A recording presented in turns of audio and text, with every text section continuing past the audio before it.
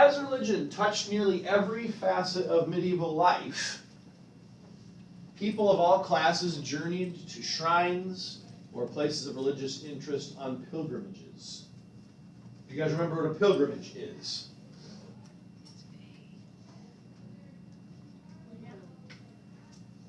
We talked about the Muslims required, if physically and financially able to, where were they supposed to go on their pilgrimage? Mecca. To Mecca. What is a pilgrimage? Huh? A trip, a journey to a place for what purpose? For religion. It's a religious trip. The place that you're going means something to you and your faith. It's important. Yes? Yes. Okay. So the Muslims weren't the only religion that takes pilgrimages to different places. Even today, there are lots of Christians that go to religiously important places, and we would refer to those as pilgrimages. But it was even more common then. Okay? The hallowed place might be the grave of a martyr, or a church that sheltered the relics of a saint. Travel was hard, but discomfort was often welcomed as a form of penance. What does that mean, a form of penance? What is penance? Put it in your notes. When I ask you what these terms are and you look at me like a deer in the headlights, that probably means you don't know what the heck I'm talking about. You don't know the definition of that term, so which means where should it go? Notes. In your notes. You're learning a new word. So a pilgrimage, you didn't already put it there, is a trip to a religiously important place. Penance. You're paying some sort of due for a perceived sin. You think you've done something wrong. So you must pay some sort of price for that. So on these pilgrimages, if they were hard trips, they're tough, all the better. I'm getting a little bit of penance, and I'm sacrificing some pain perhaps, right? For a good reason. It's righteous. The pilgrim could not afford a horse, or a pilgrim who could not. So people that couldn't afford a horse would walk. What would they walk with? A staff. What is a staff? A stick. A stick, a walking stick, exactly. The typical pilgrim garb was a cloak girdled by a cord. So they've got have you ever seen these movies, stereotypical movies with the friar or the pilgrim? They've got a cloak, like a long robe, right? And they've got a cord tied around it, right? And a brimmed felt hat. That's the typical pilgrim garb. Garb meaning what? Clothes. Yeah, good. Outfit. Mouse, where are you? Lost my mouse. Too far away from the receiver, perhaps. Or maybe the battery's starting to die. There it is.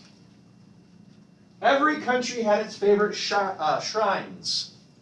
But the great shrine for all Christians was the holy city of Jerusalem. The Holy Land had been held by Muslim Arabs for centuries, but Christian pilgrims had been allowed to travel there unmolested.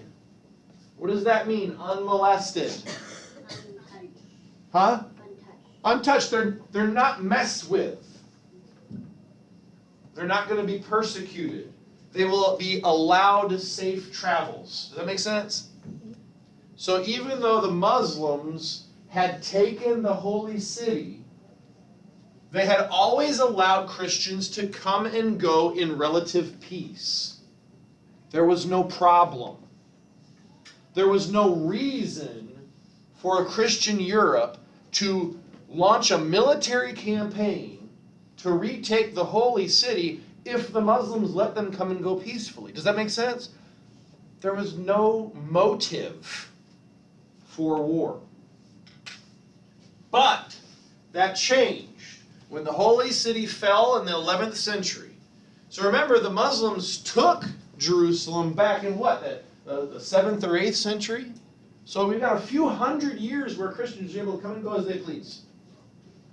Now the Seljuk Turks, who had just recently, fairly recently, become Muslim themselves, they've converted, they take control of the holy city. And they do not allow safe passage to Christians who want to make a pilgrimage to the holy city of Jerusalem. They persecute the pilgrims. What does that mean, to persecute? So there could be violence, right? There's going to be violence. There could be robberies. They are molesting them. They hadn't before, but now that the Seljuk Turks control the Holy Land, they are giving the Christians a hard time. Not a little bit. Not, oh, it's not that big. No, it's such a big deal that the Pope says that we can't tolerate this. We have to be able, as Christians, to take pilgrimages without worrying about our safety to Jerusalem. Does that make sense? So the Pope, Urban II, put this in your notes. I don't often put names and dates, but there are some that are really important. Urban II, Pope Urban II declared in 1095, it's God's will. Quote, God wills it. Christ himself will be your leader when you fight for Jerusalem. They've had it. They're not going to stand for this kind of persecution. The Christians are the victims. Remember, this is told from the European perspective. This is what the Europeans think. They've been allowed for centuries by the Muslims that controlled the holy city to come and go peacefully. There was no problem. Now there is. There's a new boss in Jerusalem, and they won't let the Christians come and go peacefully. So the Europeans feel wronged.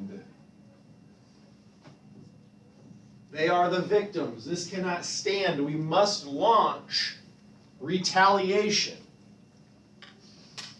We need to take control of Jerusalem so that we are once again able to come and go peacefully. So, on that command, he sent forth Europe to fight a series of religious wars known as the Crusades. They were designed to do just that, bring the Holy Land into control of the Christians so that Christians can go there peacefully. Questions on that? Now, we've seen in some of the resources, and you'll continue to see in some of these resources, bias, okay? And it's important that you can recognize bias in yourself, in resources. I just told you this one seems to me to be being told from, at least right now, the perspective of the Europeans. Other resources would be told from the other perspective, from the perspective of the Seljuk Turks. And I'm sure they feel justified, don't they? They must feel justified in cutting the Christians off to that city. Okay? Both sides, usually people feel like they're in the right. Yes? Yeah. But there has been, it seems, more resources in our online program that are casting the Crusaders as the aggressor, as the bully. Is that true? Not from the Crusaders' perspective, right?